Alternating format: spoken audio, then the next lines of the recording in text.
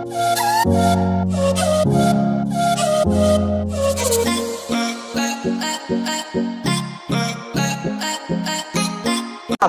واقعه رامخې ته شوې وه چې په سوات کابل کې یو شاه زلمی راپاڅي چې نوم یې حمیدالله دی او د ټیک ټاک یو څو لایک او یو څو پارولو لپاره خپله ځواني خاورې ویلې کوي. دوستانو د هغوی مور او پلار ټول حقیقت راښکاره کړی دی چې زموږ بچي دا تمانچه چا ورکړله او آخر یې داسې حرکت ولې وکړو. که چېرې تاسو د دې پوره معلومات باره کې ځان خبرول غواړئ که اوسه پورې چا زموږ د چینل مخه نه وي سبسکرایب کړي هم زموږ د چینل مخه سبسکرایب کړئ ترې نشان ورڅخه مخه ووهئ چې زموږ څخه یوه نوې معلوماتي ویډیو تاسو ته په اسانۍ سره میلاویږي. دوستانو دا واقعه په سوات کابل کې رامخې ته شوې وه چې یو د 19 کالو حمیدالله شاه زلمی راپاڅي د ټیک ټاک یو څو لایک یو څو پارولو لپاره خپله ځواني خاورې ویلې کوي.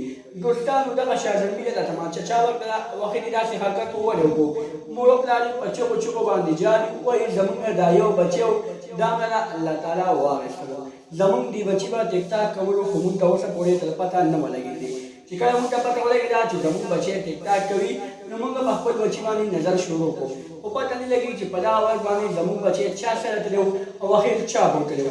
موږ ته تر اوسه پورې پته نه ده لګېدلې زموږ بچي داسې حرکت ولې وکړو او دغه هلکان به ځان سره ولې بوتلي و. دوستانو مور او پلار یې په چغو چغو باندې جاري وایي تاسو خپلو بچو باندې خیال وساتئ ځکه چې زموږ یو بچی او دا مې الله تعالی واخیستلو او زموږ بچي ځان سره ډېر زیات ظلم وکړو ډېر زیات زیاتې وکړو. زموږ بچي خو هسې ملاړو خو زموږ په زړونو کې کندې پیدا کړلې زموږ په زړونو کې یو غم پرېښوستو او په موږ باندې دغه غم ټول عمر پاتې شو. دوستانو دغه مور او پلار یې ډېر زیات جاري وایي زموږ دا یو شاه زلمی بچی و دا ملاړه ډېر بېدردۍ سره قتل شو. پته نه لګي چې ده دا تمانچه چا ورکړه ده په دغه وخت کې داسې حرکت ولې وکړو چې ځان ته یې په سر باندې تمانچه کېښودله او د ټیک ټاک یو څو لایک او یو څو پارولو لپاره یې خپل ځان په خپله باندې خاورې ویلې کړو.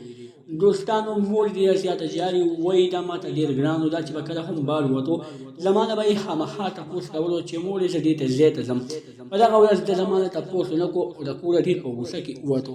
په ما ویلي چې ښه ناڅه خوشته دی خو چې کله ما ته پته ولګېده چې زما بچی قتل شو نو زما په زړه کې په هغه وخت کې ډېر غټ سوریو شو او ما یو آه وکړو.